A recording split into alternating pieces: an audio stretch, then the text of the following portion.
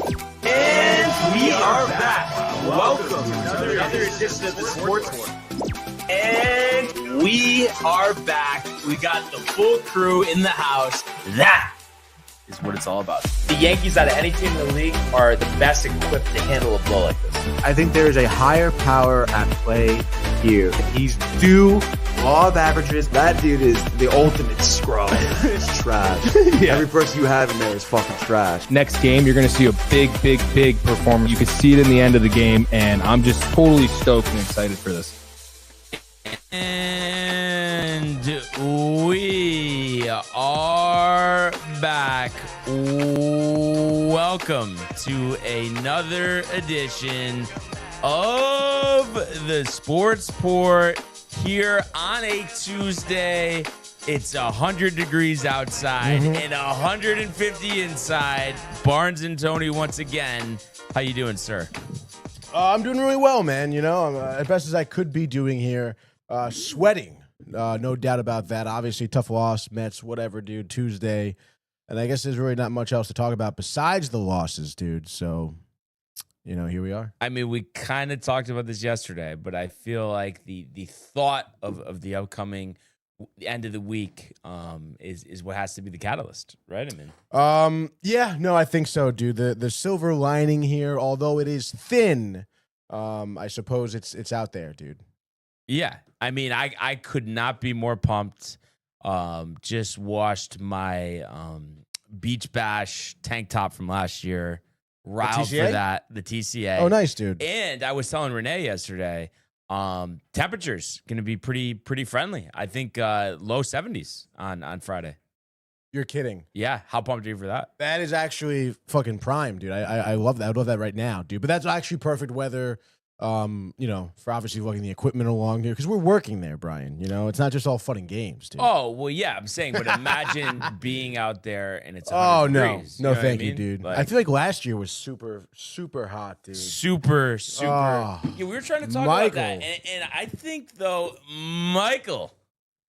No, dude, it's the AC system, the building, the older system. This is how they all are. I mean, I feel like it's supposed to be 150 degrees in here. This happens every year where it's just like the dog days of the heat. They're like, oh, it's just too much. There's like, nothing you can't they can pull do enough. about They don't it. have power. There's not enough Wi-Fi in Fairfield County. On Tuesdays, it's okay. Brian's but it's really better upset on today about it, Wednesdays. dude. Is that what it is, or? I just wanted to make sure. You two like match shirts today or something with the army green? You know, dude? this you guys is gonna go in the jungle, dude? A Costco special. Shout out Costco. Camouflage, almost, yeah, dude.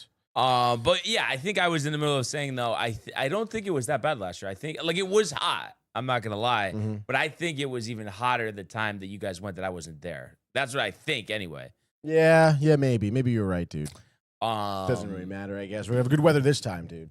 Is there anybody? I know you're gonna give me the professional answer, but if you had to say, is there anybody that like in particular you're excited to see ESPN wise or talk to? Do you want to do like a Butt Dave? Like what's going on? Like do you need that? Like a Mets, you know, kind of like meeting of the minds. I mean that'd be kind of cool, I guess. Honestly, probably Don. I feel Don. Okay. Yeah, just because you know we don't get Don very often. You know? True.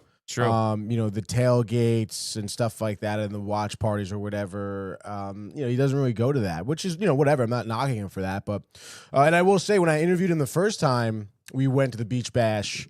He was a great interview, dude, you know? And when I was with him, now that was it the football tailgate or the Beach Bash? Oh, I think it was the football tailgate. Okay, so the Beach Bash, that was fine? Actually, I don't know. You're kind of thinking it was the Beach Bash. Maybe it was the Beach Bash. I'm here with... Was it that bad? I don't think I was there for the interview. I forget what I was doing. It was just a complete blank.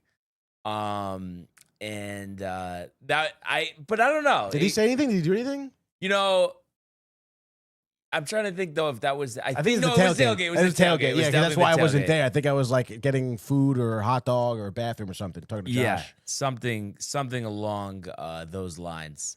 But yeah, I mean, it's gonna be great. I'm so pumped for the pool too. Yeah, dude. Do you know what the current temperature is? I do not. I know, dude. My parents actually have been without power for the last 2 days. Is it? It's still not back right now. I think they maybe. I gotta see it. My mom texted me late last night. I think because maybe she got it back. Oh, okay. She said, "Looking forward to seeing you." By the way. Oh, she did. In High Fellas. Oh, it's great. No, she is. She did reiterate that. Looking forward to seeing you, Mary. Couldn't clean up the yard. We just got our power back. We just got our power back. That was at 10 o'clock at night. 10 o'clock at night. Yeah, 9:48 p.m. So, yeah, I don't know what the deal is with the pool, but honestly, dude, I tell sometimes my dad overdoes it with the heater. Yeah, I mean, it'll be interesting because I'm trying to think. I know, like I said, low 70s Friday. I think Thursday, might be the same thing. I guess I have to technically. I know it'll be later at night, but I would actually, yeah. I mean, if it is, well, I mean, obviously, I'm not. That's right, dude. Well, Thursday night maybe we'll get the pool, and I doubt it. But Friday, obviously, last year we did. Really? Oh yeah. Well, in any case, rain. No, yeah, Friday. But definitely, honestly, even if it rains, I'll probably end up in there myself. No, yeah, I mean, you're sleeping in there, dude. Like that's what's gonna happen. Dude. But actually, I mean, well, I guess if the heater's on, it's fine. But it's saying like after 9, it'll be under 70. Ooh, really, dude? But if the heater's on, it's fine. It's dipping down a lot, huh? Yeah. No, if the heater's on, I mean, it could be 96. Pool is ready. Heater hasn't been on yet. Well, because no electric, yeah. So that'll be that.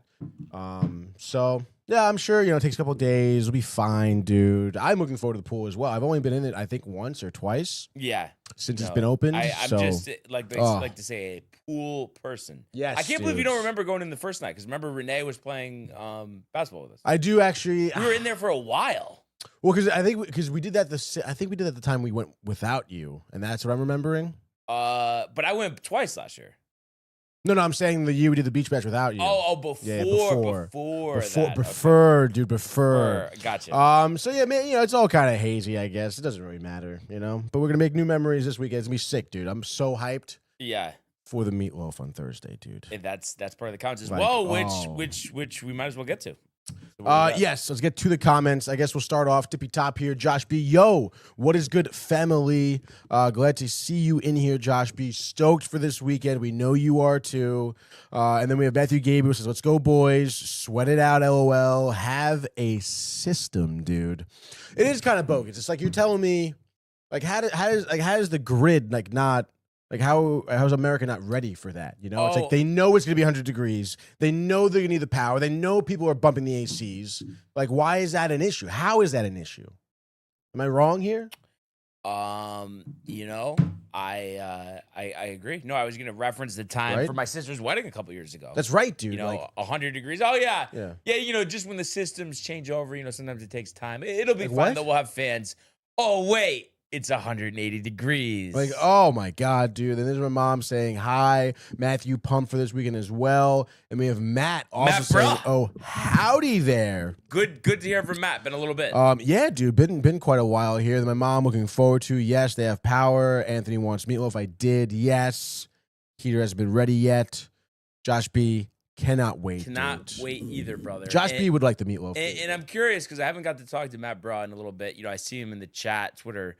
My thought is, listen, tough time. We've talked about the June swoon, but I'm just curious if where his head's at with the Yankees. If he thinks it's going to be all copacetic, rough stretch, working our way out. I mean, win tonight, you can win the series tomorrow. All is good after the debacle yesterday. So just kind of curious what he thinks about that.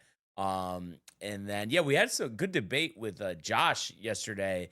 And JD Ernie was chiming in as well, just about the playoffs with Judge. And I was really first, like I've said to you many times, just about how at the end of the day it does fall on him, but that he has had really horrible support in the rest of the lineup. And sure, Soto and Stanton last year were unbelievable, but everybody else, basically being automatic out, and just not getting clutch hits. And I think that's the difference, So yeah, we were talking about that in length yesterday. What was Josh saying about the postseason? He was trying to say that they did get a lot of help and Gleyber was good. I'm like, Gleyber was good in the postseason. No, but you say that, and I don't know what the World Series specific average was. He had 240 last year in the playoffs. I mean, it's like if we're saying that was a good supporting cast, I mean, come on. Yeah, but I mean, like when you think of supporting cast, I mean, don't you think of like just in I mean, again, I guess I can't recall any specifically, but maybe it's because I just don't care as much. But also, it's like I feel like he did have some clutch hits. That's what Josh was saying. You But I'm know? saying you look at the numbers, 240. I'm just saying if that's I'm sure. we're lauding. Well, in terms of supporting, like, isn't that what you expect? Just like in a moment, runners in scoring position in like a 7th inning, like I don't care if you were 0 for 3 going to the time, that one hit, all right, like that's a supporting cast member. Yeah, but I'm telling you, it was shit. Rizzo sucked. I still think Gleyber sucked, especially in the World Series. Wells did nothing. Volpe too late with the grand slam. Verdugo was awful. So I just think there was just a lot of players that just were not getting the job done. And what does it say for 141 in the World Series? I mean, talk about the supporting cast, Tony. But what, he was over 300 in the other series? 364 in the CS year. But when it mattered most, I guess so. I mean, he had a home run in the World Series. Again, I mean, I don't know what you like for a supporting cast. Like 143. I'm saying for a supporting player, like what do you expect? Like, I mean, what do you expect? Not 143. No. Like, what do you like? You're saying, oh, you're a great support player. No. But what I'm saying, are you saying he needs to be batting 300 the entire postseason? Not 300, but 270. I mean, that's a great player. That's more than a supporting player. That's like a star player. Yeah, all I'm saying is I know it. I watched every pitch. It wasn't good enough.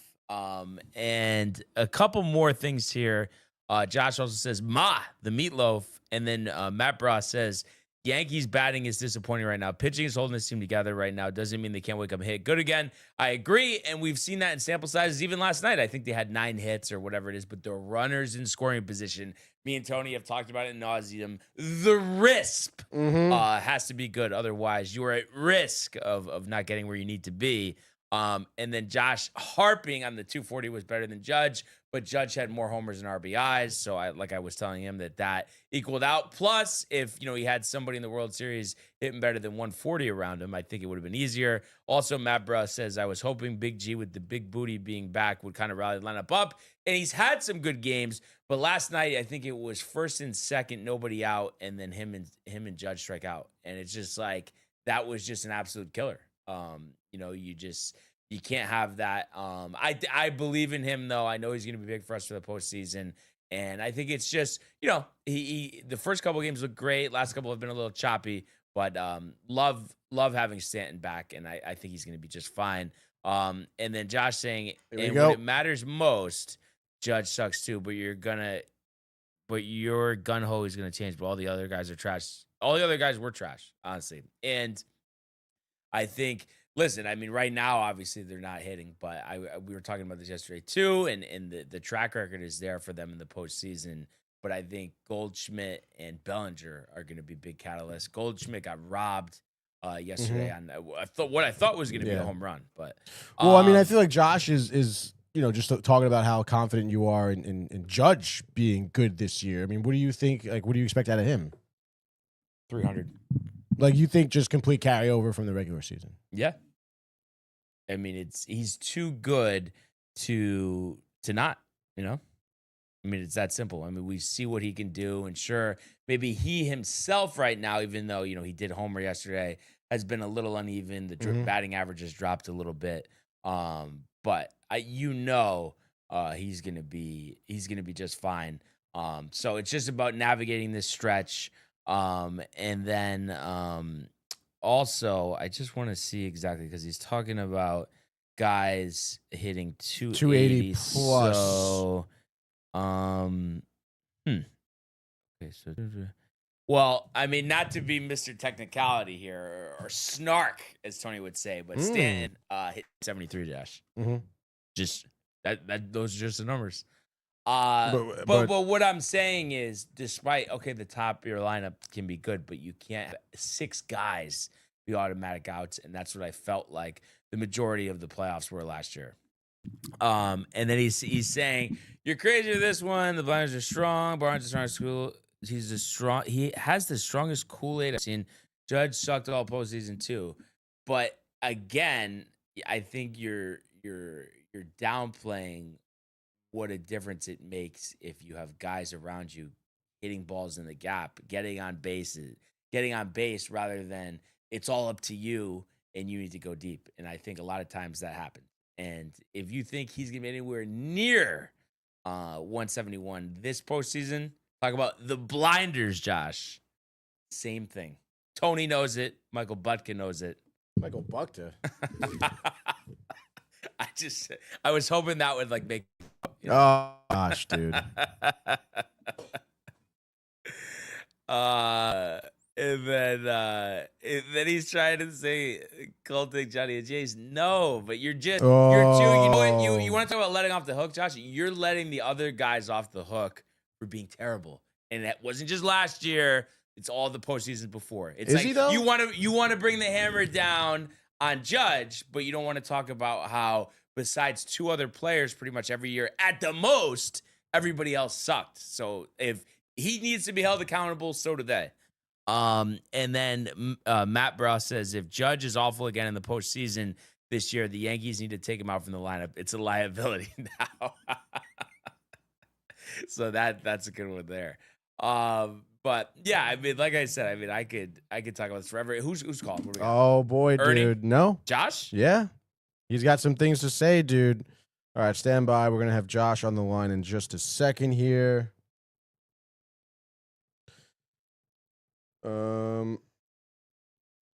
Josh B, can you hear us?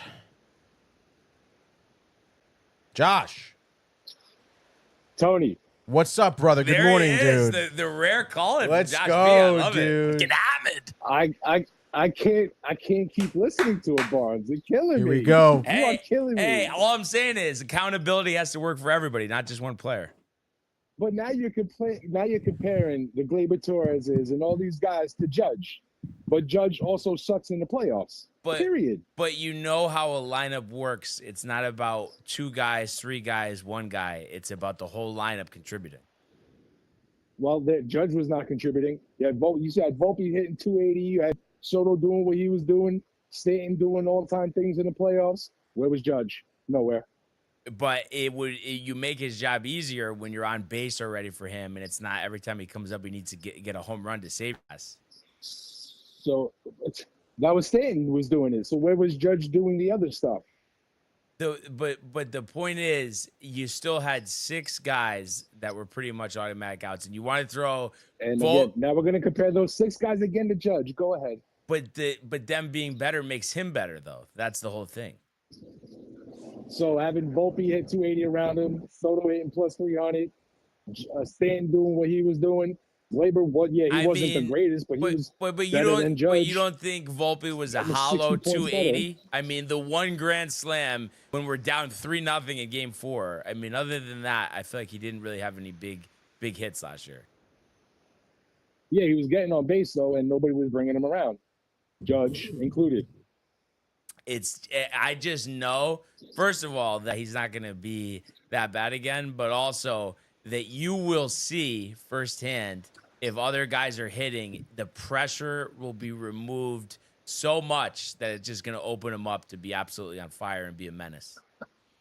I don't know. I haven't seen anything that would let me even think that that's going to happen. Yeah, I just know he's had how many regular seasons where he's been a monster, MVP, record, that and the third, go to the playoffs, takes a shit. But he hasn't had a lineup hit. And if you had the surrounding players all contributing, it just makes the world a difference. It's not that the team is just focused on, okay, whatever happens with everybody else, so be it. But we just got to make sure we get Judge out, and all the focus is on attacking him. Should that matter? It's Aaron Judge. Why does that matter? Because he should be able to perform either way. Because you're pitched differently when you don't have to worry about anybody else. So Judge has to set the tone so everybody else will start hitting. If he's not hitting, you expect other people to hit. I think it goes hand in hand. And all along, I've said that he still needs to be better, but I don't think that it helps that what the other players have done. And it's not just last year. I mean, I would say pretty much it's every postseason since he's been on the team. It's always just a struggle. The offense is always a question. The offense is never booming, and that can't come down to one player. And it's sure he needs to do his part, but so do they. I would support your argument if Judge didn't suck in the playoffs, but he does. So you need to include him into those other players that also suck. Oh yeah, in the playoffs, like you're absolutely. But I'm saying it still goes hand in hand, and we talk about thriving.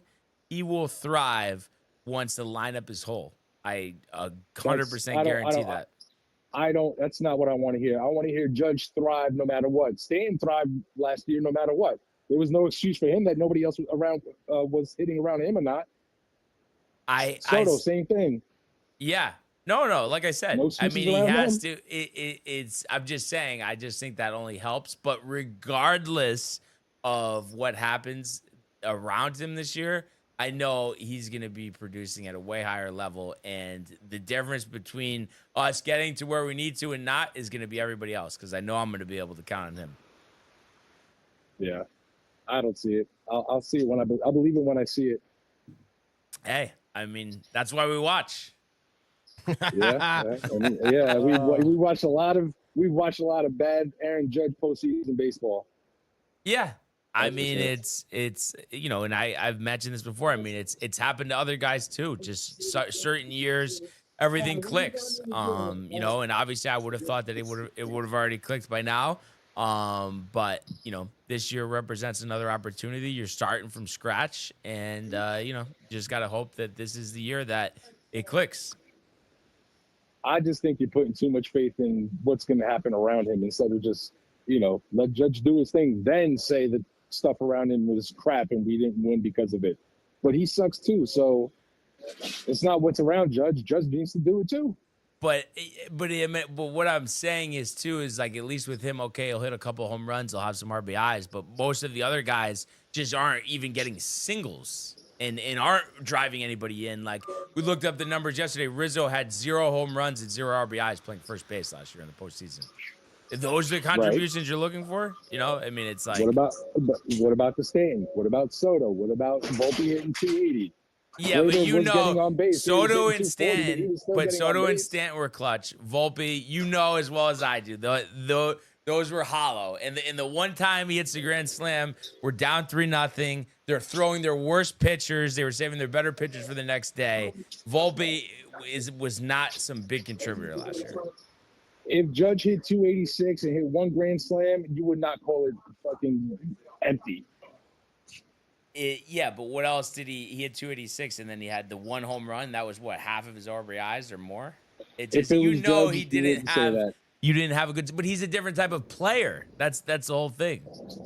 That's my point also. But you're ignoring. You're just saying, oh, someone hit a little higher. Gleyber hit 240, but it's like, well, he didn't have 3 home runs and 10 RBIs. Like, he hit a bunch of singles. Like, so I'm saying it works both ways. It's not just about the batting average. Like, having more home runs and RBIs is more productive than Anthony Rizzo hitting 260 with no home runs and no RBIs. I don't know. You're putting too much around Judge. Again, once Judge shows he can do it, then put the blame around everybody else. Judge should be the one setting the tone, not the one you're looking for everybody else to set the tone around him so he can get going. It's Aaron fucking Judge. I mean, listen, all I know is, like I said before, he hasn't done a good enough job, but I know that himself, he's going to do it this year. And like I said, the difference between us getting where we need to be is going to be everybody else at the same time, because he can still only do so much. In all these years that we ever won championships, it wasn't that one guy just carried the team. That's not how it works. We need everybody to contribute. Yeah. Yeah. I mean, look, you're not wrong. I'm just going to keep going back to the same thing. When your best player is not contributing, what does it matter?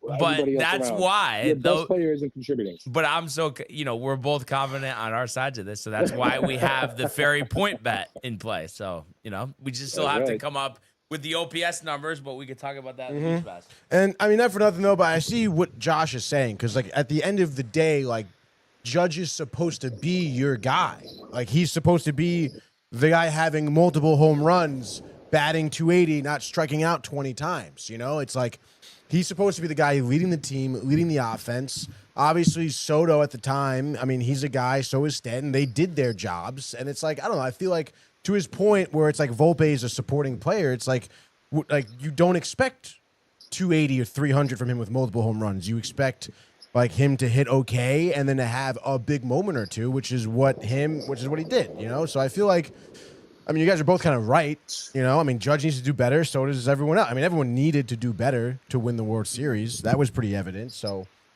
in terms of evidence that Judge will, I mean, it's kind of tough. I mean, I think, you know, like obviously Yankee fans or anyone who watches Judge, you know, wants to believe that he will. I think any given year, he could have been great in the postseason, but he hasn't been yet. So I also understand, I guess, Josh's reluctancy there. But like Josh says, until he sees it, he'll believe it. So, yeah. And again, I agree, Barnes. I agree with you. But just to say that all these other players around him aren't performing, but then you're kind of giving Judge a pass. It seems a little bit, you know. No, I mean he's got to be the tone. He has to be. I'm just saying I think we wouldn't be in this situation where we are if these past postseasons had been hitting better. But still, of course, it's up to him. But I'm saying that would have only made it that much easier. But I think now he's been through this drill so many times. He knows how he's pitched. He knows that his numbers go down, his strikeouts go up because he's chasing. There's so much tape out there of how he pitched. I think he's too smart of a baseball player, regardless of what everybody does around him this year, to have another bad postseason. I think the chase rate, that's it. I mean, the chase rate is up significantly in the postseason. I want to say at least 10%, maybe even 15%. So that's what I know he's going to be focused on this year. Well, he's been focusing on it too much, and he's looked worse every year, like you just said. So maybe he needs to not focus on it and just do something else. Yeah, no. I mean, yeah, but like I said, I'm looking forward to Fairy Point on you. So can't wait till that happens, buddy. Oh, yep, we will see. We will see. We will see. Oh, but. That being said, though, I am, and we were just talking about before you called, just so pumped for Friday. That's going to be awesome. Oh, my God. It's nice. The weather will be pretty mild temperatures, too, which is great, instead of a steamer like it's been this week. Oh, man, today is fucking brutal out there, man. Yeah. Luckily, my office is an icebox. Yeah, I wish we could say the same thing here, but I don't think that's the case. Yeah, I know how it is over there. It's too hot in the winter. I can imagine how it is in the summer. Yeah, no, it's brutal. I'm just thinking while we have you, who do you want to get for third base? I don't know. There's no real names that really tickle my fancy, to be honest. None that are like readily available, at least. But I guess if I had to make a choice, Arenado, if we could package the right deal for him. But and you're okay paying him for the next couple of years? Yeah, why not? How many years does he have left? Like 2 or 3? I feel like it's 2, and then there's like a buyout, if I'm not mistaken. Hey, there's nothing wrong with that. Trying to just see specifically. So he's hitting 251 with 10 homers this year. So it looks like he has this year, he has 2026, 2027, and then he's a free agent. No opt-outs or anything. Okay, no opt-outs, $5 million for. So it would be a prorated 32 this year, 22 and 26, and then 15 and 36. So not a ton of money, but then maybe 2. And of course, they're always reluctant to do this. But if we do take on the salary, then I would imagine we could just trade them like Peraza and like Vivas or something. And if that was the case, then I would definitely be down with that. Yeah, and I think he would step up his game a little more, reuniting with Goldschmidt. Then 2 back in the corners. I think that would be a nice little morality boost for him. Yeah, because, I mean, DJ, I know I saw at least one. I feel like there might have been multiple yesterday, but even the past week where he's just not getting to balls that I know Josh can get to at second. So it's like we need to – I hope we don't wait all the way till the trade deadline because LeMahieu is killing us defensively. Well, a lot of teams, usually like to wait till the trade deadline, so hopefully that is not the case. I agree. Yeah, I mean, and we did get Jazz earlier, so hopefully something like that happens again, but I guess we'll have to see. Yep. I mean, I wouldn't be upset with a Suarez, even though he just got hit in the hand. So who knows what was going to happen with him? But I was talking about this yesterday. I think they would trade him. But don't you think like he's too like swing and miss that we have too much of that already? If we get Suarez, yeah, I don't think he's a bad third baseman, though. I mean, but he's probably a better hitter than at third base than anybody we have right now. I mean, yeah, he'll hit a lot of home runs. I'm just talking. Just talking about the strikeouts are just annoying. Yeah, I mean, everybody in the Yankees strikes out a lot, so it's yeah. But he still would be a better hitter than anybody you have right now at third base. Yeah. I just want to see though. So, I mean, I guess he is hitting 251. So actually, that is pretty good. Compared to what we're working with DJ or whatnot. But for some reason I feel like he's not a good defensive third baseman. I'm not positive on that, but I don't think he would really be a hurtful third baseman. I don't think any worse than what Jazz has given us. Yeah, and last year the deal as well, at least. So I don't know. I guess we'll have to see what the deal is with that hand though, because those are tricky. That could actually end up being a lingering injury. Well, luckily, I saw the report. There was nothing structural, so he didn't break any bones or anything like that. Oh, okay. So I guess he got lucky. Yes, definitely. Yeah, we'll have to see what happens. But yeah. So. All right, boys. Yeah, great call, Josh, and looking forward to seeing you on Friday. Yeah, man, definitely cannot wait to see you Friday. All right, man. Yeah, thanks for the call, and have a great day. Have a great day. Yes, sir. Later, boys. All right. Peace. And that's Josh B. And that was a Tony Facetious? Or no? I mean, yeah, a little bit. Yes, I mean, it was, come on. You have a great day. I mean, I feel like it didn't sound like Come that. on. And you even had, like, the microphone was, like, far away from your mouth, so you kind of sounded far away. Have a great day. And then just some comments. Some non-facetious comments here. Oh, come on. Matt Bra says, I'll give him the benefit of the doubt. He'll be better, but first round trouble gone. Ernie says they aren't him, though. Judge needs to be the one who produces 240 from our regulars is acceptable. Matt says Josh is fired up. Judge needs to go to a therapist or something to work out his postseason issues. He also says Judge can help better with discount code Peter. I'm not sure about that one. What does that mean? Do you know? No, BetterHelp.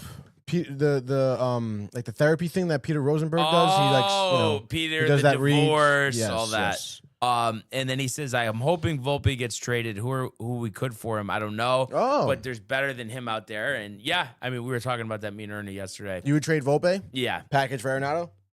I mean, we were talking about for McMahon. Really? But either way, I mean, who do you prefer? Almost McMahon, just because then we're not bogged down with the contract, right. And obviously then you're giving up Volpe for a rental, but it's just like if he's gonna make errors and not hit the way we want and block Lombard, then I mean, what are we doing? Would you expect McMahon to produce like better numbers than Arenado? Like, who do you think at the end of the day would produce more, regardless of contract? Kind of, but then Arenado probably better on defense. So I guess and then glove. Just the contract. I would just hope that he wouldn't kill us, with the contract. But I guess we'll have to see. Your mother says, I don't think Alvarez deserved to get sent down. It seems like you were happy with that. I feel like that was facetious. No, she probably, I mean, I know she likes Alvarez a lot. I mean, I think it may do him some good.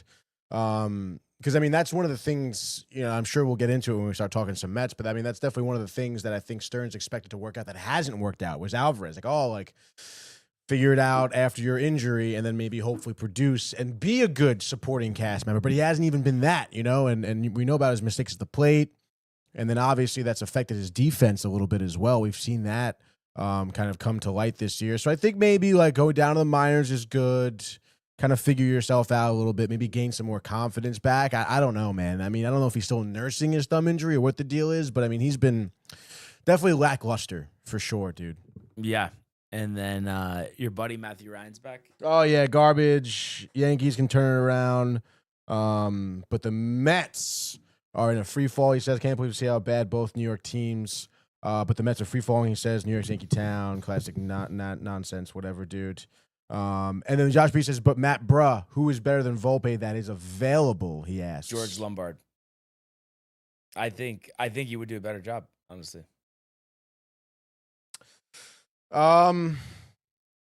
I mean, is that? Yeah, I guess so. I mean, I could see that. My mother says Soto is good. I don't think he's worth the money right now.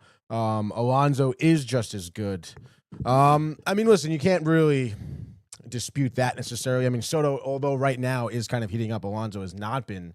Alonso's kind of been a little bit ice cold. I think he has like only one home run, one RBI in the last 10 games here. And Alonso? obviously we know, yeah.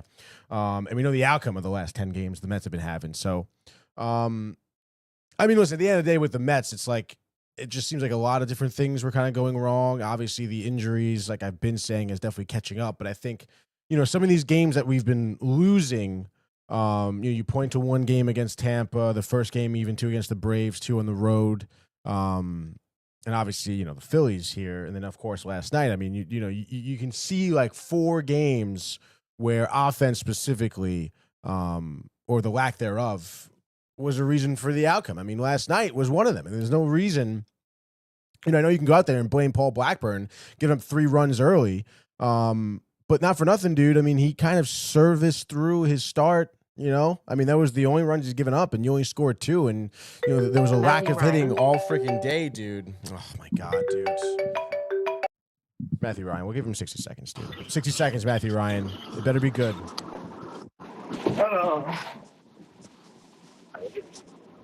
Matt! So guess what? I watched the whole Yankee game yesterday. That was pathetic. Oh. Pathetic. Awful. I mean, the RISP, Matthew, got to hit with runners in scoring position. What was the risk yesterday? 0. 0? Mm-hmm. Judge Homer, that was the only run. Volpe, we had to. Volpe's like the new Gleyber. He should be traded. We need pieces. This is not a championship team right now. We need LeMahieu out. How about his range is at second base? It's awful. Yeah. Oh. Yeah. I mean, Jazz at second is great. We just need a third baseman. Get a third baseman. Get one right now. Don't wait till the trade deadline. I feel like that's just like, let's get somebody in here and get them comfortable. Like the Yankees have lost. They're 3-8 right now. 3-8. Well, I think the whole thing is win tonight gives you a chance to take another series. That's what you got to do. Last night wasn't good. Yeah. You got Rodon pitching tonight. I mean, you feel like he should be able to give you something good. We just got to contain Ellie. That's the key. It's a shame too that triple was just out of the reach of Cody Bellinger last night too. Yeah, that opened the game up, and then that changed the whole game. It's just incredible that pitcher Williams last night. You really couldn't get that one out before you let the floodgates open up. Like, come on. And the thing that's tough that I always hate because it seems like it's a good smash spot opportunity. We're facing somebody making their major league debut tonight, but he's a highly touted prospect. And in 13 starts, 1.77 ERA, lots of strikeouts. I mean, Matthew, I hope we tattoo him, but I mean, are we really going to be surprised if it's like 5 scoreless innings, strikes out a dozen? I hope we don't do that. And I think the key always is hit the pitches when they're there, but also being patient and not chasing, because I think that's when we get into trouble. Yeah, I wasn't impressed with Cody Bellinger. I wasn't impressed with anybody yesterday, honestly. Goldschmidt got robbed, too. I thought that was going to be a home run. The Reds made some outstanding defensive plays yesterday. Besides Ellie De La Cruz, I don't know how he's still at shortstop. He should be in the outfield. I don't know. We're going to win tonight. We're going to win tonight, Matthew. And then, like I said, if we take 2 out of 3, I'm fine with it. I just want to get back to the winning that we did in the first month. Yeah. No, because I agree with you. There's and it's not even just the winning. Obviously, winning is the most important thing. But I'm saying, like I was just talking about, it's the RISP. We were doing great, even though we're hitting a lot of home runs, getting a lot of hits with runners in scoring position, and that has been putrid recently. So that's going to be the key to the turnaround: hitting with runners in scoring position. And the Volpe, the chopper, that play pissed me off. Yeah, where he didn't get Trevino and the other run scored. Yeah. Yeah. Couldn't throw the first base. Couldn't do that right.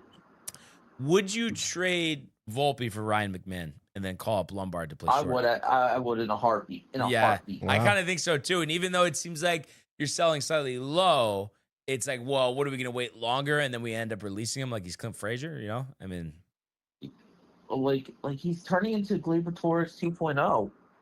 Yeah. But I'm telling you, Matthew, hammer the Yankees money line tonight. Guaranteed victory. Guaranteeing it. Yeah. 10 runs. It's embarrassing. 10 runs. I hope so. And one comment for Tony. I just wanted to say I watched a little bit of both of the games last night. I gotta say the Mets look like they're free falling and they can't get off from the mat. I mean, I'm confident there'll be a bounce back soon, dude. You know, I mean, they had such a good stretch of baseball. It's looking like. Listen, I mean, it is obviously tough. You're dealing with a couple things out of your control. I've been mentioning the injuries and whatnot. Obviously, Montas, the start tonight, you don't feel confident. But I think Minaya has one more or two more rehab starts, and then he'll be back. Same deal with Kadai. They're expecting, I think, 2 more rehab starts. He'll be back. They'll be dealing in terms of pitching again. They'll have some breathing room.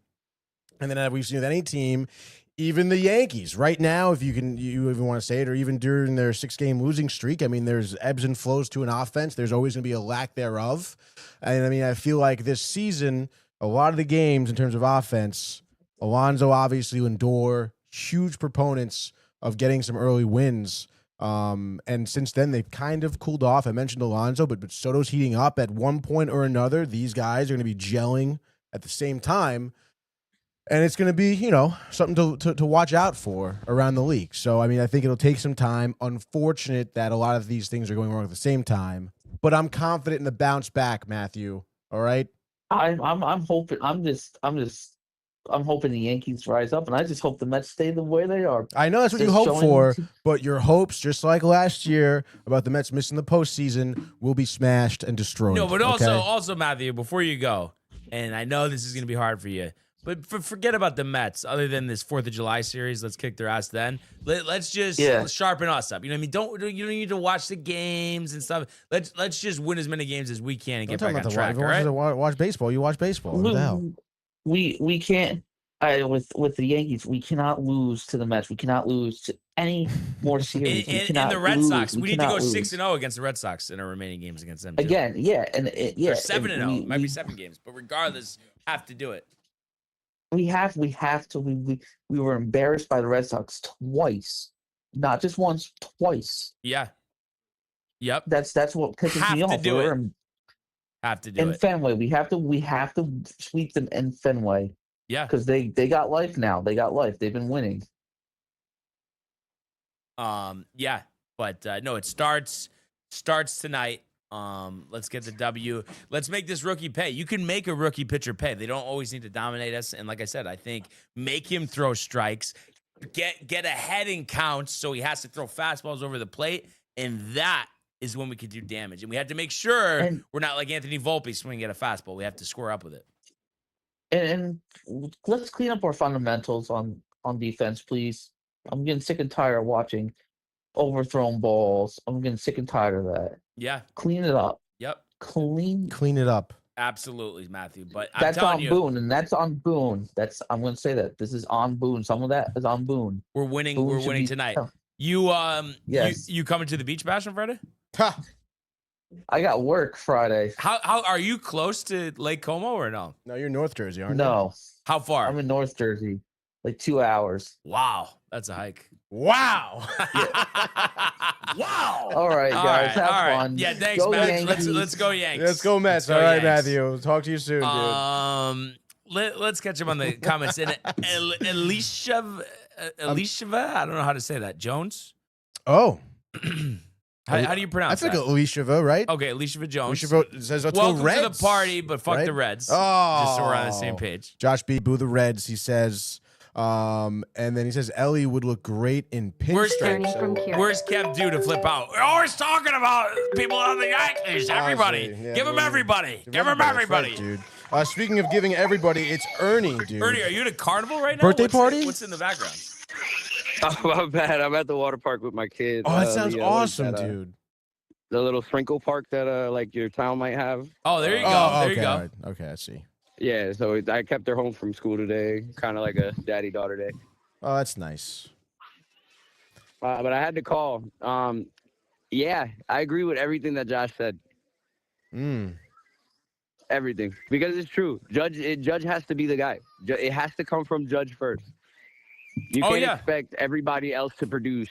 And Judge not set the tone. And I don't want anybody, getting confused here.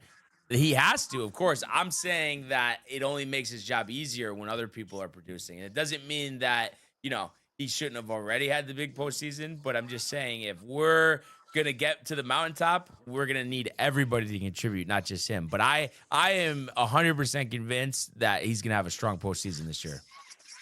Well, and I also have to say that Josh, even though I agree with him, I also have to disagree with him. He had a great 2017. Now, granted, what happened in 2017, it happened, but he had a good postseason in 2017. It sucked that the good postseason that he had, we got robbed. Yeah. But, I mean, if you had to, bet on it, I mean, you're expecting him to thrive this postseason or struggle? I'm going to be real honest with you. I expect Aaron Judge to be middle of the pack. I think if we make it to the World Series and win a World Series, somebody like somebody like Bellinger,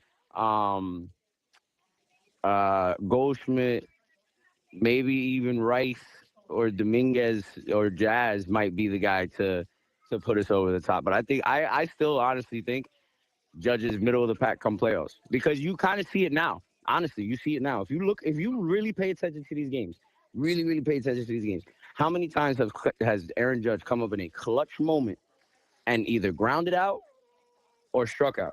But don't you think that's don't you think that's only recently? Like it coincides with this. No, I'm saying earlier in the year he's been so unclutch. No, but I'm saying earlier this year he definitely had some big hits for us. It's just the past, I don't know how long this has gone on. I guess 2 weeks, right? Yeah, but not even earlier in the year. If you think about it, look at the game that Bellinger won for us. He struck out with fucking bases loaded. Yeah. Aaron Judge struck out with bases loaded, 1 out. Bellinger comes in and sends the very first pitch flying. That was early this year. Like, as much as I'm a Yankee fan, I love Aaron Judge. I would rather nobody else play for us. But damn, bro, you see it not only in the playoffs, but you see it during the regular season too. There's moments where you need him to be the guy, and he comes up short. Yeah, no, I mean, he definitely could have some more, walk-off home runs, walk-off hits. Like, I'm not going to say that he can't, but I think the whole team can. I think we've had one in the past 3 years or whatever the case is. But, I like I said, I'm just fully expecting his best. I think he's improved every year as a player. And I think that's the last thing on his list. And I think, everything that he set out to do, he's accomplished other than that. And that's why I'm expecting him to step up when we're back in the postseason this year. Well, I hope so. I really hope so, because that's what's going to put us over the top. If we can get Judge for a hot postseason, Stanton's always going to be hot. It just feels like, as much shit as I talk about Stanton, I've always talked shit about Stanton, but come playoffs, he's my favorite player. I agree. So it's just like we need him to be him. We need him to get that. We need him to be the guy. And it doesn't matter what anybody else does. Like, everybody can hit 300. Everybody can hit. If he's not producing, we're not winning. We're not gonna win. Right. Now, what do you think about tonight's game? Going up against a guy who's dominant in the minors, major league debut. We've struggled against those guys before. I mean, you think we're gonna, there's gonna be a deviation from that tonight, or what do you think?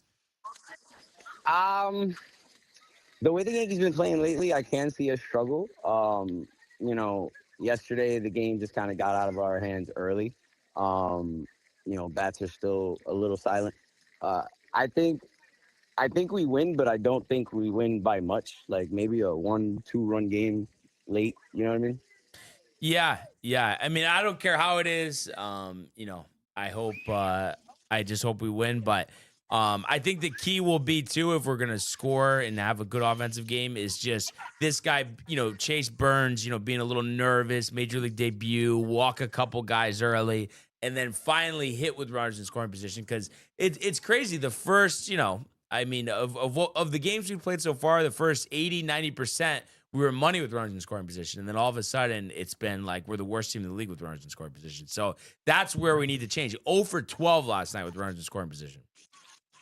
It's rough. It looks like we have 9 slots of Anthony Volpe out there. Yeah.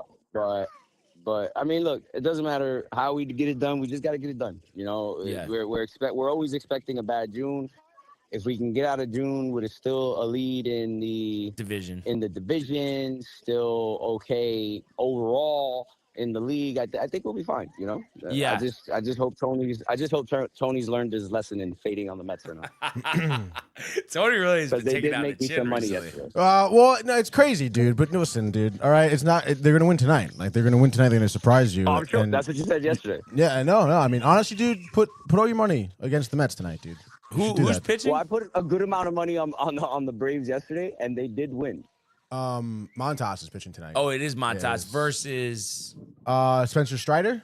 Oh, Spencer Strider. I think so. Yeah, you guys are going up against Strider. Come on now. Dude, he's an asshole. He's gonna lose. Yeah, he's an asshole. That means he can't pitch. No, exactly, dude. I mean, it's just not gonna be good for him.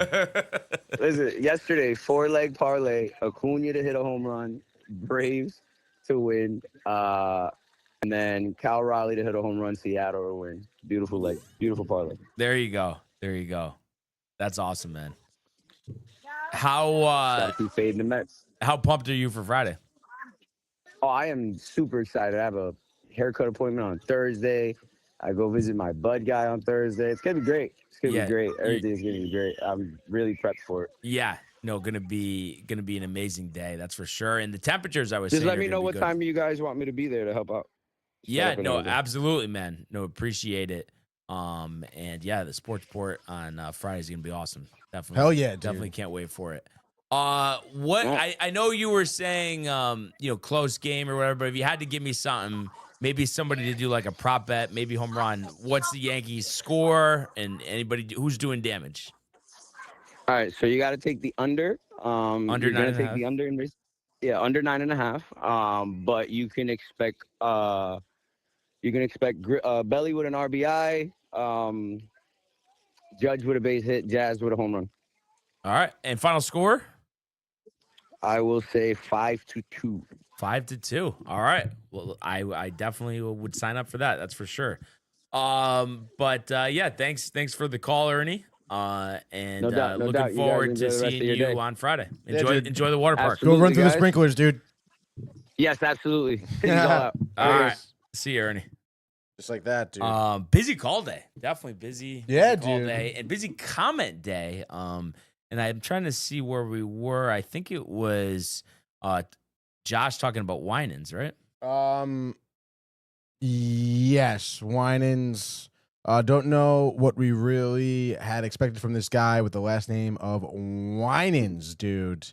And then Matt says he's still better than Stroman, which is hilarious. And then Ernie, shout out to the Mets. Fade the Mets. You're gonna get your ass chewed out, dude, soon. Honestly, if you keep fading the Mets. Josh B says facts. Matthew Gabriel. My mom says I like how this guy badmouths the Mets when the Yankees are losing. I think she's talking about Matthew Ryan. And then Matt says the background noise of kids yelling and screaming is pure birth control. That's pretty funny. Josh B says Barnes has every excuse for Judge. Love you, buddy. But I think one thing that's being missed here is I've said that he needs to do better, and I expect him to do better by now. I think the where we differ is, number one, I am counting on it, expecting it, that he's going to do well this year. But also, I do think that there's more of a cause and effect with other people around him. But I've never said, 170, obviously that's not good enough. Anybody's going to tell you that. Uh-huh. When you say cause and effect, do you mean like Judge needs the rest of the lineup to do well for him to be I think jacked it just up helps. sort of deal? Like, no, yeah, of course it helps. But it's just how he's pitched. Can he be pitched around? Mm-hmm. Can he be pitched more aggressively because nobody else is on? there is a trickle-down effect. But regardless of that, yes, he needs to be better. But I'm just saying I'm counting on it, and Josh isn't, and that's the difference. Ernie agrees with Matt, by the way. Birth control kids. Yeah. So Ernie's having a good time. Don't let him fool you. Come on, the daddy-daughter day. Come on. He loves that shit. He's all over it. But yeah, I guess let's officially go to the world of Major League Baseball.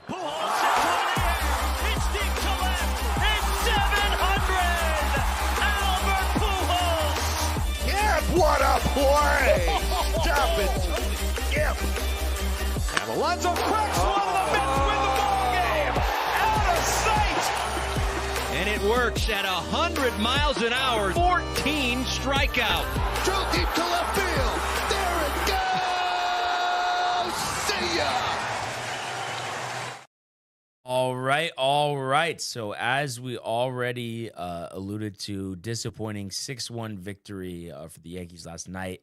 Not too many specifics to get into. I mean, we've really already covered most of them, and it's a shame. We were talking about Winans. He did get off to a good start. 3 scoreless innings, 3 perfect innings to start his Yankee debut. But then he ends up getting tagged for 3 runs in the 4th, and an additional run in the 5th inning. So final line, 4 1/3, 5 hits, 4 runs, 1 strikeout, and 1 home run allowed. So, I would imagine he's going to get optioned back today. And it does seem like it's a short-term injury for Yarborough.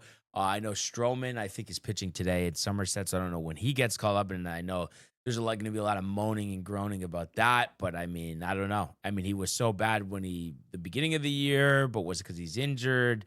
Just to fill in till Heel came back, I don't know. Obviously, I would love to get rid of him, but I would imagine he's going to get a shot at some point. But yeah, the 0 for 12 with the runners in scoring position was absolutely pitiful. And there were a couple of specific situations that I feel like really shifted this game. I mean, the Judge home run in the first was great. It's just a shame that's where the party was over. But another situation that we didn't take advantage of, 1 out double by Wells, LeMahieu reaching on a throwing error, 1st and 3rd, 1 out, strikeout. So that was in the 2nd inning. 3rd inning, Bellinger leadoff double, fly out, strikeout, ground out. Again, not taking advantage of the runners on. And then also, in the 5th inning, runners on 2nd and 3rd, or 1st and 2nd, 1 out. Judge fly out, Stanton strikeout. Again, I mean, that I thought the game was going to I thought one of them might hit a home run, tie the game, and they don't, and that was a killer. And they had finally gotten Lodolo out of the game, who had pitched pretty well against them. And then I'm trying to see and then the 8th inning, Bellinger double, Judge walk, strikeout, ground out. I mean, you're not winning games, hitting like this, and then to top it off, you go strikeout, fly out, a single, and then Goldschmidt grounds out. So 0 for 12, I mean, sure, nice to get, 8 hits, but you didn't do anything with them. You scored 1 run. So to win games in this league, you have to hit with runners in scoring position. I do think, they are going to turn it around in that regard. I think it was just, unfortunately, a bad game. And yes, they've had too many of them recently. But I think tonight really represents an opportunity. Rookie pitcher. So like I said, let's change the narrative. Let's get them nervous instead of us pressing and making them look good, because we've done that with guys, making their major league debuts. So I think if we're patient tonight, we'll score a bunch of runs. And I think Carlos Rodon against this Reds lineup, I think he can navigate it quite well. Sure, just be careful with Ellie. Don't leave anything over the plate. But other than that, I think he'll do just fine. A couple comments. Buck in the house. Oh, yeah, Buck is in the house. Oh, I called him Butkus, so he thinks I'm mad at him. Mets, he's loving it, dude. And I still love that profile photo, dude. It's great. Yeah. Great job. He says, I had most late night contact 4 or 2 a.m. No, I mean, it's good to stay up till 4 or 2 a.m. I mean, that's kind of ridiculous. You're going to feel great. Yeah, that's not going to catch up with you. I don't know, man. And then what's Matt? Matt, he says, okay, scenario here. Judge sucks this postseason again, he says. Is there a possibility of trading him? No. But he's not.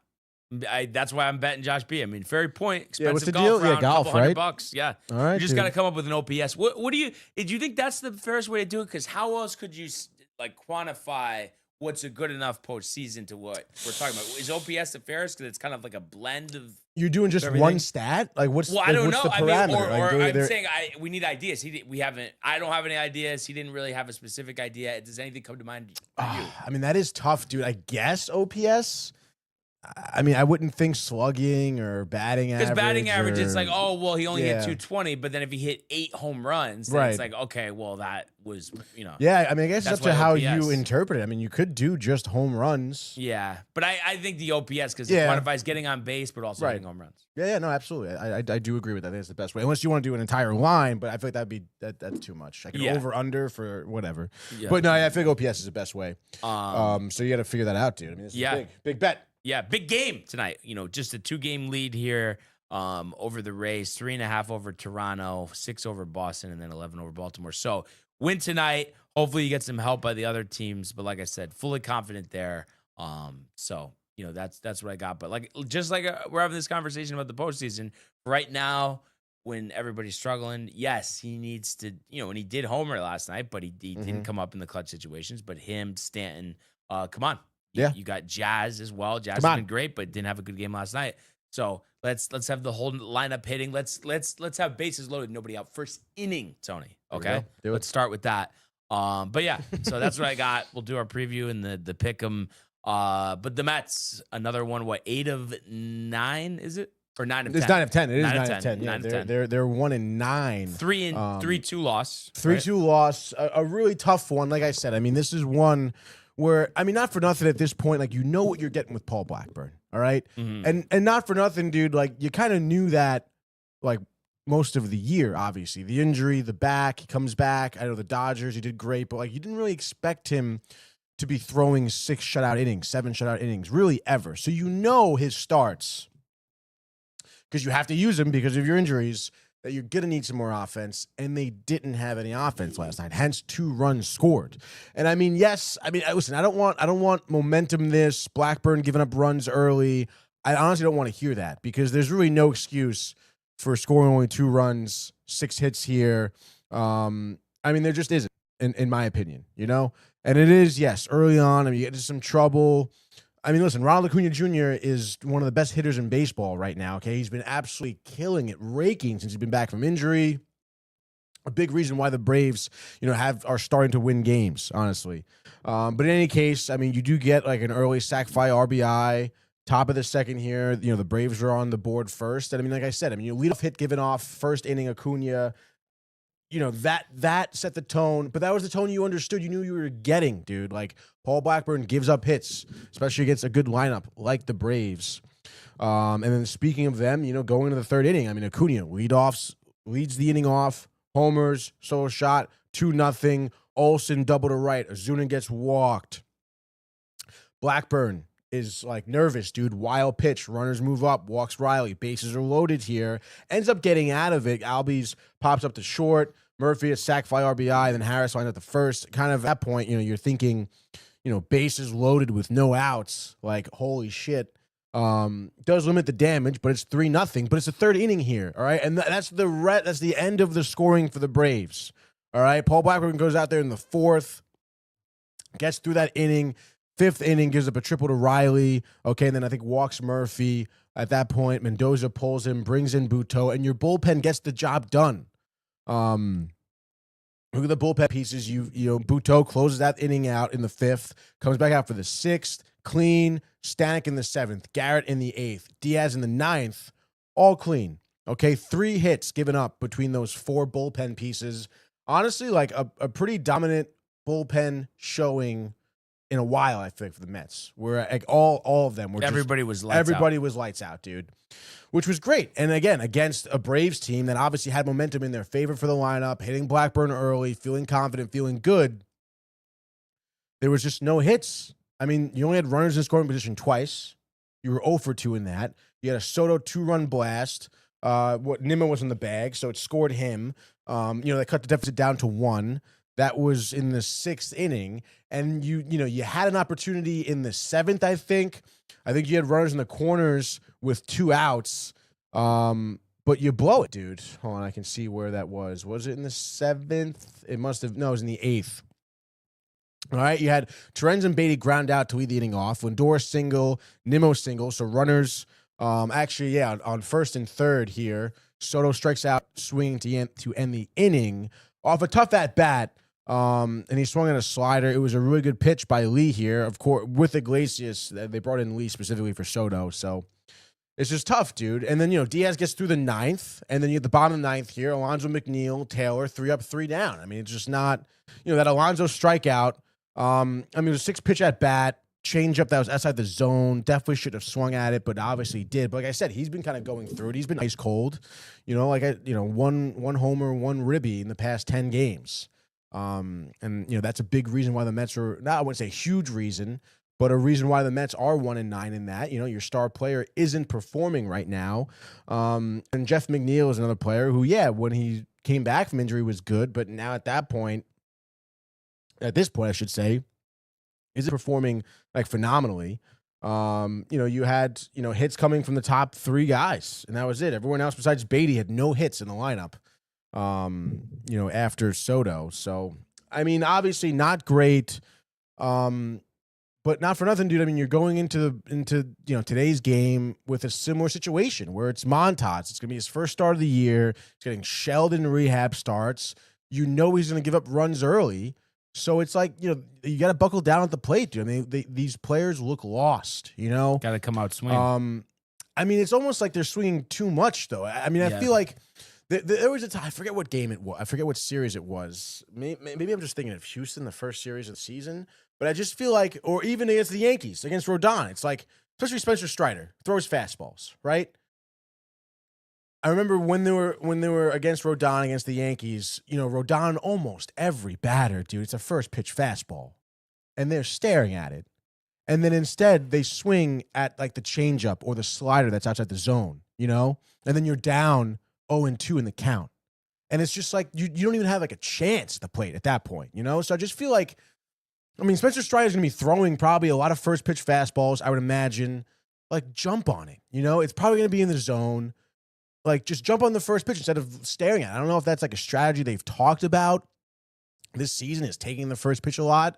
But I'd like to see them be more aggressive at the plate in that sense. And then, I know it's easier said than done here, but don't swing at changeups and sliders. Like, I don't know, like, try and wait him out a little bit, No, I've always said that too, and I know it seems too simplistic. We're not in a major league clubhouse, but I just like, especially if you're a power hitter, and especially if you're a talented hitter who's going through it, right? Like what you're saying, why wouldn't it just be, I'm only going to swing at fastballs, and I'm just going to watch location, right? And if it's not a fastball, I'm not swinging it unless it's a 2-strike, yeah. And then maybe have a different approach, because they were talking about that, how not many hitters have 2-strikes approaches anymore.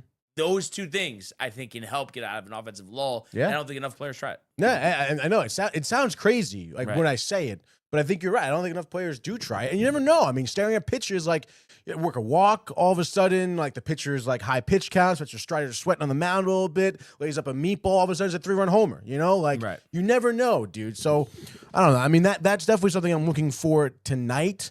Obviously, it's gonna be tough because you used Garrett yesterday, you used Diaz yesterday, you used Static was even good yesterday, and you used Buteau. So it's like, you're gonna probably have to use one of those guys on a back-to-back tonight if it's a close game, and then it's like, what other, I know you picked up this guy, fucking Dick Loveland or whatever his name is, Lovelady. Yeah.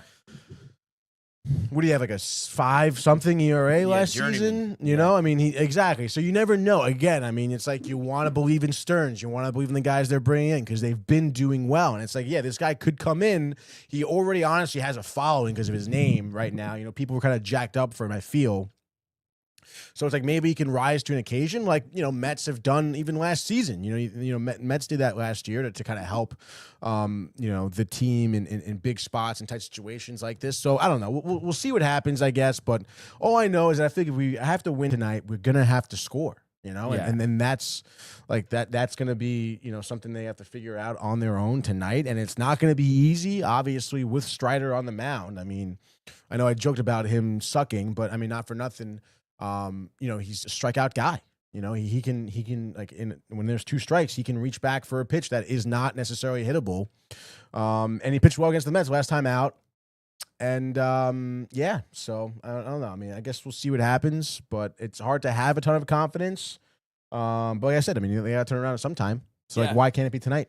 Starts with one. Starts with one. And then also a couple here. Bucket says, "I love you, Ernie. God bless you and my beloved late night contact pal. 9 out of 10.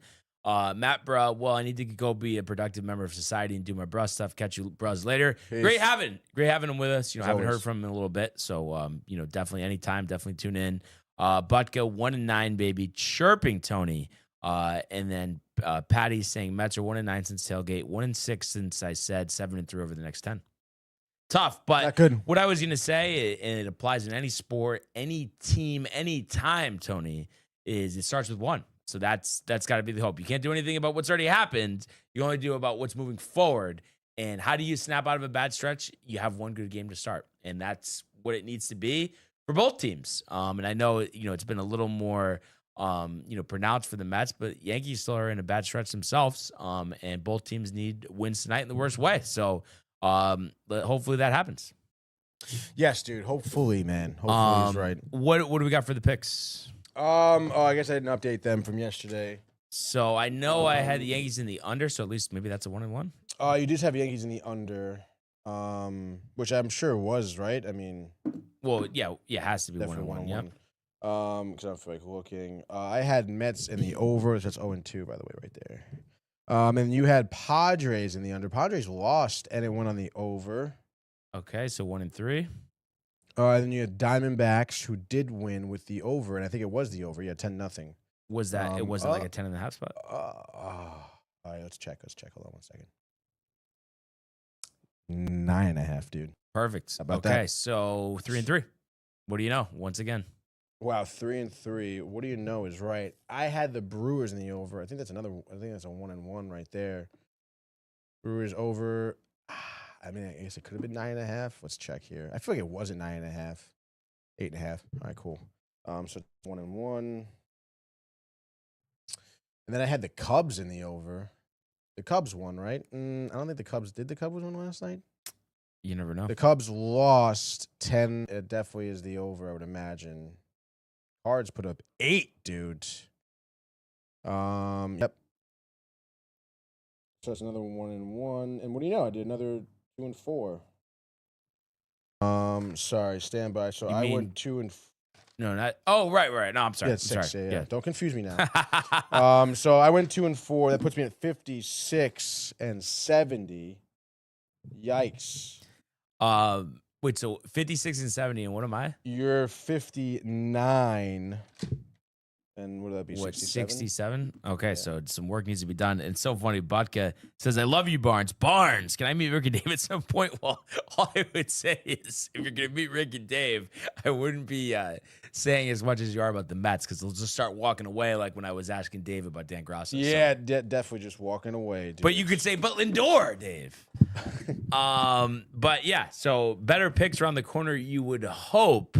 But six-pack MLB pick segment, Hirsch Law Firm, you know the deal. Tony at the hot corner. Tony on the hot corner, dude. Let's get me on the camera here. I hope Ernie's still in here because I'm taking the Mets, baby. Let's freaking go, dude.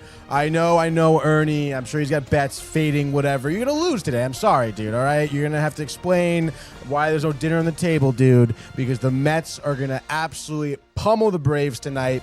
I wouldn't be surprised, Montas, yes, maybe he labors through 4 1/3, 3 or 4 earned runs, but I'm telling you, the Mets, the Bats are going red hot, dude. Pianzo, I say he hits a homer in the first and a homer in the fifth. A 2-home run night for Pete Alonso, giving him 20 on the season. Give me one for Lindor. And I guess why not one for Terrence, too? I mean, I feel like obviously with Alvarez being sent down, Terrence has to step up. I think he will. He has previously this season with Alvarez out. So I think the Mets going to break this, dropping 9 out of the last 10 here. Things are going to be good. Final score here, Mets 7, Braves 5. Mets in the over, Ernie. Let's go. All right. Great American Ballpark, game 2 of Yet a 3-game again. set between the Yankees and the Reds. Obviously, the disappointing loss last night, 6-1. I think tides are turning tonight. And like I said, I'm just counting on, an experienced Yankee lineup to jump all over a rookie pitcher making his major league debut in Chase Burns. And I think they are going to chase him out of the game maybe after 4 innings. And I think he's going to give up 6 runs. I think he's going to have 5 walks. I think it's just going to be a rocky first start of his MLB career. I think Judge, Wells, and Jazz all hitting home runs for the Yankees. I think Carlos Rodon jacked up 7 innings, 1 run. And I think he's going to strike out 10. And I think it's an easy peasy Yankees winning this one. Let's say by the final score of 7-2. So that's going to be the Yankees and the under. Yankees. Oh, in the under. Okay. It's a high over. 9.5. 9.5. Yikes, dude. Yankees in the under. I would see next game here for me.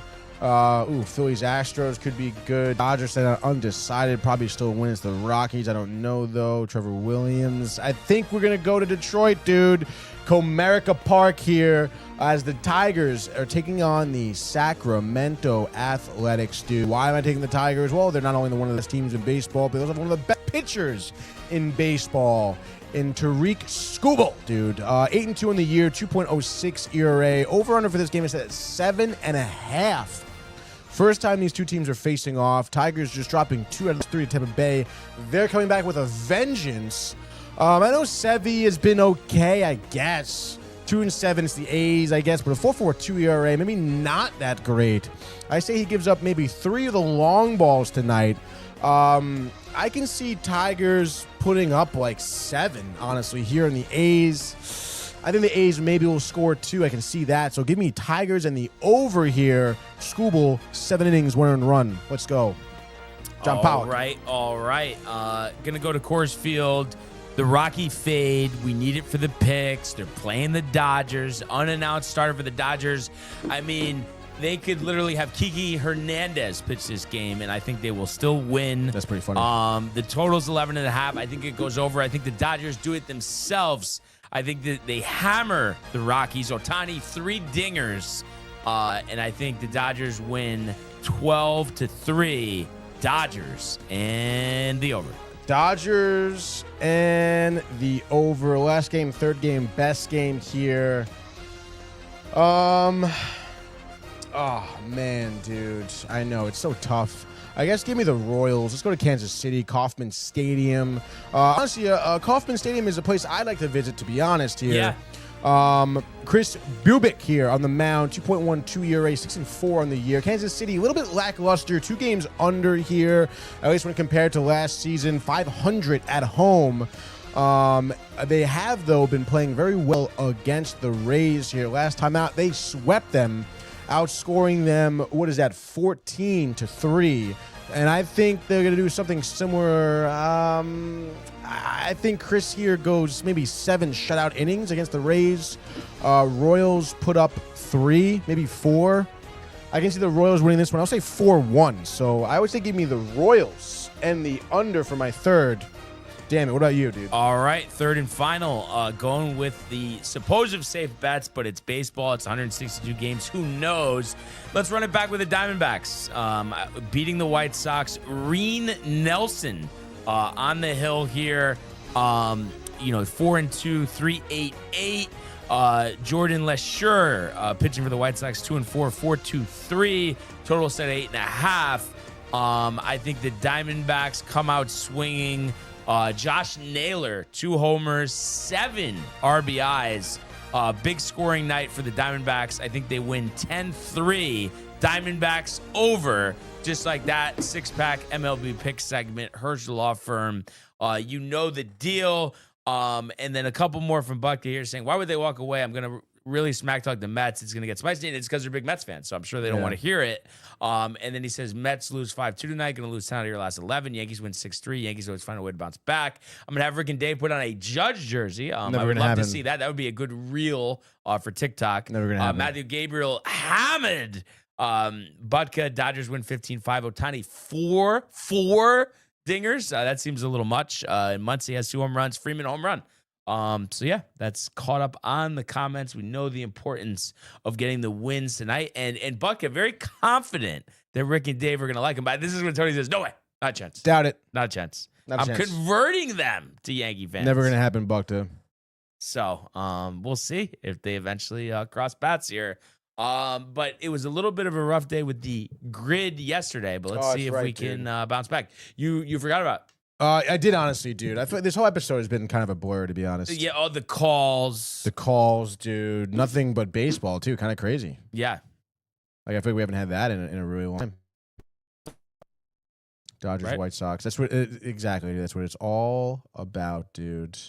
Let me get the music back up in here. Let me get to the stream. Bang, dude. All right, we got some interesting ones here. Oh, and this is one of those where because of the camera, I'll you pull can't it up see on it? my screen. No, just part of it. It's just makes you know. What how, if I like, do it's that? like no. Well, actually, yeah, that does do it. All right. Catcher one game. on, Houston, dude. Brian McCann. Come on. Brian McCann. Come on. Nice and easy peasy. Brian McCann. Bang. 5%. Dude. Catcher one game. Dodgers. Austin Barnes. Come on. Austin Barnes. Come on, dude. Like, you trying to get like Brian Barnes? Is that what you're trying to get in there, dude? Yeah, exactly. Sorry. Is it Austin with an I? Oh, there it is. Yeah. Austin with an I. Barnes. 5%. Kind of symmetrical a little bit here. How about White Sox Dodgers? White Sox Dodgers. Kevin Pillar. Yeah. That's got to be low. Get hit in the face. Bang. Let's go. 3. All right. The war is going to be tough. 40 career war. Frank Thomas for A's. Oh. I Top didn't realize one. there was 2. I didn't realize there were 2. 3%. 3%. There we There we go, go. dude. Astros, A's. JD Davis. Or how about White Sox 40 career war? Jim Thome. You don't think it'd be too high? No. 6%, dude. Because everyone thinks about him on the Phillies and the Guardians, or the Indians. What were you saying? JD Davis. Sure. Yeah, we're doing that, dude. There's no way. For that great. There you go. 0.9. And that's really all I got, I guess. I mean, 40 career war catcher. Minimum 1 game. Oh? I mean, you would think that there's a lot, so it doesn't matter, maybe? I don't know. Yeah, you would think. But like, I don't know if we go Yogi. I'm trying to think here. Yeah, I was trying to think too of somebody who kind of switched positions earlier in their career. Early in their career. But I don't. I mean, you want to just go Yogi? You think that'd be too much? I mean, I feel like the old time guys. Yeah, to go Yogi. Who cares? Right? Who cares? Okay. Yogi Berra. 9%. 9. Not terrible. Not terrible, dude. A's, Dodgers, Blake Trinan. Oh, okay. I feel like not many people would get that. Maybe 5%, dude. Okay, so the White Sox, and besides Jose Abreu, You could do Dallas Keuchel. Keuchel might be good. I would right? imagine. I don't know. I mean, he's kind of recent. I mean, we could do it. I don't know. Do you know anyone else who's like back in the day? Maybe. Wait, what about Martin Maldonado? Maldonado. Yes. Play for the White Sox. Yep. Let's go, dude. Martin Maldonado. 7%. 42. Dude. Okay, I mean solid. I right? would say solid. You don't Yeah. sound very happy, but I think that was No. pretty good, You dude. seemed the way you almost were reading it. You seemed like it was a swing and a miss with Maldonado. Oh, well, honestly, kind of almost expected a little bit of a red. I didn't know he played for the White Sox. But really, besides yesterday, I mean, we haven't had too many like swings and a miss. Oh, you know? no, dude, not at all. Um, Not at all, dude. But like I mean, you know, obviously it's just it's not a good feeling right now. But of course, and you're always going to have that optimism, which I appreciate, because people get on me for, with Judge or just certain things with the Yankees. But I mean, are you fully expecting to get back to where this team was, a couple weeks ago? Like what are you expecting in the immediate future For the Yankees? No, for the Mets. Oh, for the Mets. Oh God, immediate future. Like we're talking like next week, let's say. Or next 10 games. How about that? 6-4. I mean, that's not bad. Yeah, no. I mean, we got 3 more here against the Braves, and then it's like Pittsburgh, Milwaukee. So it's like, those are serviceable series right there. Yeah, let's say 6-4. Speaking of the Mets, what do you got? Noah Syndergaard, minor league deal. Not the Mets, but he's a former Met. Okay. But the White Sox. Oh, all right. I mean, why not? Really, right? I mean, they're such a bad team. If you're the White Sox, yeah. I mean, if you're the Mets, don't do it. I still can't believe what happened to him. I mean, do you think he just overdid it with like the working out? Yeah, I think so, dude. I mean, what a waste, though. Mm-hmm. I mean, he had to be like one of your favorite players at one point. Oh my God, Thor? Yeah. Wait, Thor? Yeah, dude, it was wild. Like him and DeGrom. Like, are you kidding me, dude? So it's kind of crazy. Steven but Matz and Zach Wheeler. And Wheeler was the one who didn't seem like he was that good, and he was the best. That's the crazy part. Yeah, I would, but the best in terms of healthy, reliable, all consistent. Of it. Sure, you could say dude. DeGrom maybe more talented. Oh yeah, but hasn't definitely been on the field, even though he's pitching well this year. Yeah, dude, that's crazy. They just let Wheeler walk. Were you the one telling me that there was real chatter about DeGrom? Yes. Have you heard anything, or was that just that one time? Just the one time. I haven't really heard much else besides. Would you be pumped? People on Twitter. Yeah, I would be pumped. And would you give up anybody? Pumped. No, wouldn't give up anybody. Like, I mean, so who in the minor leagues wouldn't you give up? Who wouldn't I give up? Yeah. Who would I not? I wouldn't give up Vientos. Really? I would not. You wouldn't do Vientos straight up for DeGrom? I mean, straight up sounds tantalizing, but I don't know. Probably not. Like Alvarez and I can't believe that coming across your desk. Alvarez and Vientos, you would say no for Jacob DeGrom. Alvarez and Vientos for DeGrom? Yeah, I mean, aren't you in win now mode? Yeah, I am in win now mode, but it's like, I don't know. I mean, or are you just expecting DeGrom to get injured? That's why. I'm worried about that for sure. I'm also expecting Vientos to come back from injury and do well, to be honest. I feel like I was saying this yesterday, and you were kind of. Did you say that yesterday? Yeah, about Vientos. That it was good that he was injured for a while. I remember you saying he's better than Beatty. I remember you saying that, and I do agree. It's just like, I don't know. Like, obviously, a lot of things bug me about Vientos, but I think you can, at the end of the day, chalk it up to sophomore season, sophomore slump. And obviously, an injury doesn't really help. Would you rather have DeGrom or Alcantara? DeGrom. Okay. I mean, how's Alcantara been pitching since he hasn't been pitching well? He just started where it's it's not where you have to release him. 6-6-9. But if you look at the game logs or those last couple of starts, right? I mean, the last 4 have been good. Yeah, Atlanta, he pitched well too. But it's still not the Sandy that you strikeouts are down. Obviously, earned runs are up here. Innings are down. But I mean, he's giving you 6. Yeah. I just didn't know if you liked his upside rather than the risk of DeGrom, who has 3 years left on that deal, staying healthy. And he's 37. I just think that there's, there's something more. If DeGrom, there's something more to it. DeGrom coming back to the Mets, I think. What do you mean something more to it? Because of the history he has with the team, the expectations. So because of that, I think that'll play a part in terms of him playing. I think he'd be very happy and jacked up to be back on the Mets. And they play the whole what was it, Fort Minor song? Mm-hmm. The I'm Coming Home. Oh yeah. I mean, that song's all right, I guess. I'm calling your bluff though. I think if it was up to you, Alvarez and Vientos, it came across your desk for DeGrom, you're doing it. I know Alvarez you are. and Vientos? I know I don't know. I know you would do it. I know it. I know you're weak, Tony. I mean, it has to be Beatty instead? I mean, honestly, dude, to witness DeGrom winning a World Series with the Mets would be like. So basically, like what I'm saying is you would do it, or would you rather give it Mauricio? I'd rather give it Mauricio. So you think Mauricio is going to be a bust is basically what you're telling me. I mean. Because if you're willing to give him up for DeGrom, but you want to hold on to Vientos and Alvarez. It's possible, dude. I know it's so tough for me to sit here and decide that, but I just feel like watching Mauricio now, it just seems like he cannot. Like he just seems like a deer in headlights a little bit. But you don't think it's early? No, it is early. Yeah. But still, I mean, I don't know, man. I mean, I don't think Alvarez is a bust. I don't think Vientos is going to be a bust. Yeah. You know, I think Vientos will be a good player, dude.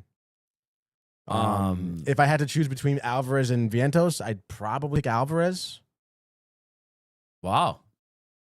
So you really think Alvarez is going to turn it around? I do think Alvarez will. Just like get rid of him. I mean, maybe I'm being a little bit optimistic, even with the Vientos too coming back from injury. But I think some time with Alvarez in the minors, like, could do him some real good, dude. And is it really true? Was Alvarez at one point the number one prospect in the entire league? In the entire league? I thought I heard somebody say that. I feel like maybe you're right. I mean, definitely was number one in the Mets organization. That's for yeah. sure. Yeah, I can look that up. Because I swear somebody said that. And while you're doing that, Butka Barnes, why are Rick and Dave Mets fans? I thought they were Yankee fans. Hi, Just Be. Thanks for the text this morning. Like a little facetious out of Michael Butka. Yeah, There's I don't questions know. he knows the answers to. He's seen the videos. He's seen them wearing Mets jerseys. We've talked about it. Come on, Michael. It does say here, courtesy.mlb.com. Yeah. Yep. Who once was rated. That's crazy. So obviously, I mean, it happens. You know, the Mets are hoping he turns it around. Vientos for Alcantara, straight up, you'd say no? Probably not. Yeah. Because I feel like Alcantara will turn it around. Maybe a competitive environment, right? I mean, I guess. Yeah. It's tough with pitchers, dude. I mean, it is. You just don't know. You don't know if they're done, if they're Syndergaard, or if there's a renaissance. Like you just don't know. It's crazy. It really is, especially for someone like Sandy Alcantara. Not for nothing, too. Like, level of confidence tonight for the win. Level of confidence. Let's say 39%, dude. I'm saying 69% for the Yankees tonight. Okay. That was a serious percentage though. So yeah, but the Yankees are winning. I know it. All right. And Judge is hitting 390 this postseason, Josh B. So get out of your seat. All right. Yep. And then a couple cliff notes on the way out. Drew Holiday to the Trailblazers for Anthony Simons. 2 second-round draft picks. It's going to save Boston $40 million in luxury tax payments, so that was the motivation there. And then also I see the Knicks are interviewing Wolves assistant Micah Nori, and have done formal interviews with 3 candidates: Nori, Mike Brown, and Taylor Jenkins. Mike Brown, the former coach of the Kings and the Cavs. Taylor Jenkins was the coach of Memphis. So, everybody kind of complaining. Didn't seem like they have a plan. Still doesn't seem like it. And it seems like if they hired any of those candidates, I mean, I'm not a Knicks fan myself, but it seems like the fan base wouldn't like it. But I was telling JD yesterday, I do think Mike Brown is a better coach than people give him credit for. Sacramento was a mess before, he took over. And same thing with the Cavs. He was there in the LeBron years. I know they didn't take the next step, but I think that was roster construction. Is that who you would want then for the Knicks? Like, I would say Michael Malone just because he's done it, but you don't necessarily need to win a championship to do it. Mark Daigneault was a grad assistant for UConn a few years ago, and then he just won an NBA championship with OKC. So it's all about the organization, the situation, the fit. But yeah, so I think that'll be interesting to see what they do. At the end of the day, I think it's somebody that the players and the organization, everybody has to be on the same page. So it's not necessarily about track record, but about just what the fit is. So chemistry. It'll be interesting to see what happens. But yeah, that's really where we are at. Bang. Rocket Classic preview tomorrow. Obviously another day closer to the Beach Bash, Friday, 11 a.m. Kind of crazy. Set your alarms, mark it on your calendar. Bar A, going to be absolutely nuts. But yeah, really, really great show today. Really appreciate everybody. Let's go. Beer and Bats. Been using that bat every night. Come on. Have you actually? Yeah. You put, Polish seltzer in there. It's great. But really appreciate everybody who tuned in, called in, some great calls today, and continue to comment, like, and subscribe. All of the archives on the YouTube page, Tony, Michael, Renee, and Jay in costume, the merch at DowntimeTV.com. Want everybody to enjoy the day, enjoy the games, and we will see you mañana. Go Mets! Yeah. Hey guys, Tony here from Downtime TV checking in. I want to thank all our fans out there who's been liking, subscribing, sharing our content. You guys are the best. You guys are our bloodline. You make us love what we do. Thanks again.